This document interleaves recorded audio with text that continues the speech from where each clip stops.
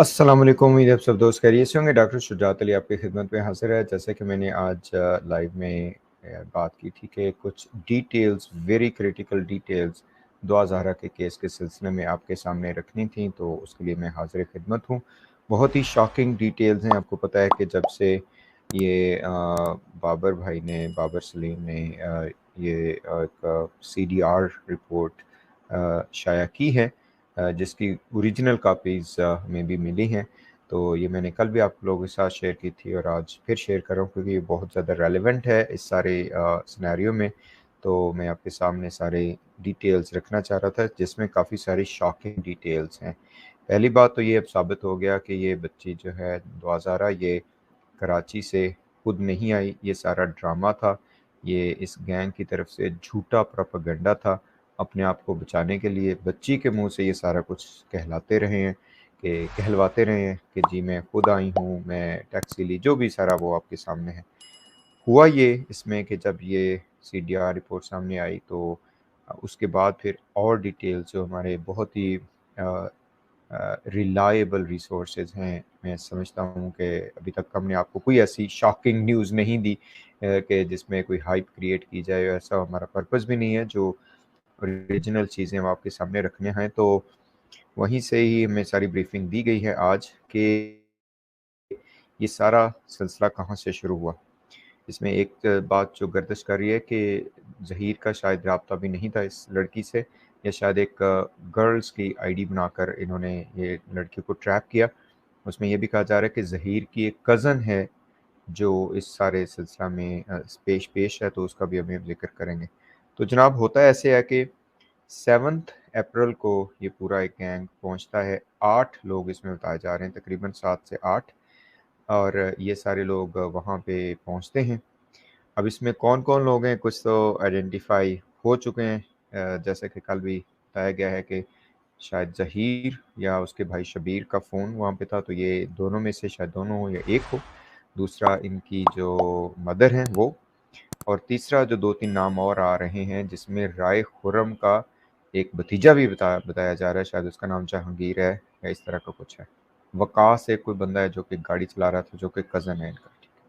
अच्छा, ये सारी चीज़ें हैं, नाम हैं, लेकिन इसमें ज़ाहिर है मज़ीद तहकीकात होगी तो पता चलेगा।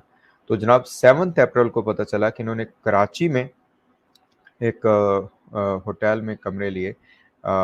उसमें तकरीबन जो रूम का रेंट है वो 13,500 रुपये एक रूम का रेंट है, और इन्होंने कोई हो सकता है 4 से 5 कमरे बताया जा रहा है कि लिए हैं। तो ये जनाब इन्होंने वहाँ पे इन्होंने स्टे किया ऑलमोस्ट लाइक कपल डेज़, मेरा ख़्याल है वीक बनता है, क्योंकि 16th को ये बच्ची को उन्होंने अगवा किया। तो 16th को ये लोग वहाँ पहले उस एरिया में रहे तकरीबन 1 वीक, और उस एरिया में इन्होंने सारी रैकी की या प्लानिंग की या जो भी है वो किया। उसके बाद 16th को जब ये वाक़या हुआ 11:48 समथिंग के करीब, तो उसमें बताया जा रहा है कि ये ज़हीर खुद नहीं गया। जो शॉकिंग न्यूज़ है वो ये है कि इसकी कज़न जो है वो गई है। उसने बच्ची को वहाँ से कोई लालच दिया है कि जी हमारे पास तुम्हारे लिए कुछ चीज़ें हैं, या जी ज़हीर की वालदा आई है, या जैसे भी हो, तो अब इंशाल्लाह जैसे बच्ची रिकवर होती है तो वो सारी चीज़ें बताएगी। कहा ये गया है कि बच्ची ने इनकार किया कि मैंने नहीं जाना, लेकिन उसने जिस भी तरीके से उसको वो कर लिया, और शायद कुछ ये भी कुछ फ्रूट्स का या इस तरह का, मतलब कुछ भी हो सकता है, जो कि डिटेल्स तो वही तभी पता चलेंगी जब वो बच्ची रिकवर होगी। ये लड़की इसको लेके आई है गाड़ी तक, और गाड़ी में बिठाते ही जब ये बैठ गई है तो इनके पास क्लोरोफॉर्म मौजूद था, जो कि उन्होंने बच्चे को सूंघा दिया, और इसकी वालदा इसमें पेश थी, वो भी शामिल थी उसी गाड़ी में जिसमें बच्ची थी। और ये लोग क्लोरोफॉर्म मुसलसल बच्ची को सूंघाते रहे, उसको बेहोश रखा इन्होंने, यहाँ तक कि ये लोग चिश्तियाँ पहुँचे। चिश्तिया में वहाँ पे ये बताया गया है कि इन्होंने बच्ची की चिश्तिया में या कहीं और रास्ते में इन्होंने बच्ची की नाज़ेबा तस्वीर बनाई, जो कि ज़ाहिर है मेरे लिए मुश्किल है उनको बयान करना, लेकिन मुझे बताया गया है انہوں نے نازیبہ تصاویر بنائیں، اور جب بچی کو ہوش آیا تو اس نے پوچھا کہ میں کہاں پہ ہوں، میرے پاپا والدین کہاں پہ ہیں، تو اس وقت انہوں نے زدوکوب بھی کیا اور بچی کو پریشرائز کیا اور کہا کہ یہ ساری تصاویر ہمارے پاس ہے، اگر تم اپنی خیر چاہتی ہو اپنے والدین کی تو وہی کرنا پڑے گا جو ہم کریں گے۔ اس کے بعد پھر نکاح کی جو سٹوری آتی ہے، بہت سے لوگ تو آج بابر سلیم بھائی بھی ہمارے لائف میں تھے، آپ کو پتہ ہے، انہوں نے بتایا کہ انہیں یہ لگتا ہی نہیں ہے کہ یہ نکاح ہوا ہے، اگر ہوا بھی ہے تو انہوں نے کاغذی کارروائی کی ہے، وہ بھی شاید راستے میں کیا، لاہور میں نہیں کی۔